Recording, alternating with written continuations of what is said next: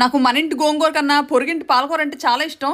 ఇదిగోండి వేడివేడిగా చాక్లెట్ రోటీ ఎలా చేసిందో చూపిస్తాను. ఇదిగో క్యాన్లో నుండి ఒక ఉండ తీసింది. ఇల్లి బకెట్లో వెన్న అడుక్కొచ్చింది ఏటేస్తుందో. ఇగో ఇల్లి బండికి వెళ్ళబడుతున్న బనానా ఒకటి తీసేయమని చెప్పాను రోటీలో. అల్లదిగో అక్కడ కూడా పెట్టుకుంది అట్టుపల్లి పేడ రెడీగా. బనానా ఎగ్ చాక్లెట్ కలిపి మిక్సింగ్ చూద్దాం ఎలా చేస్తుందో. గంపలో కోడిగుడ్లు అట్టుపండి తొక్క తీసి కత్తితో కైమా చేసేది తీసింది. ముక్కలన్నీ మగ్గులోకి వెళ్ళిపోతున్నాయి. కత్తికో ముక్కు ఉండిపోయినట్టుంది అది కూడా వేస్తుంది. అదిగో క్యాన్లో ఉండలు ఇంట్లోనే చుట్టేసి తీసుకొస్తుంది. ఈ పిండికి చపాతీ కర్ర కూడా అక్కర్లేదు.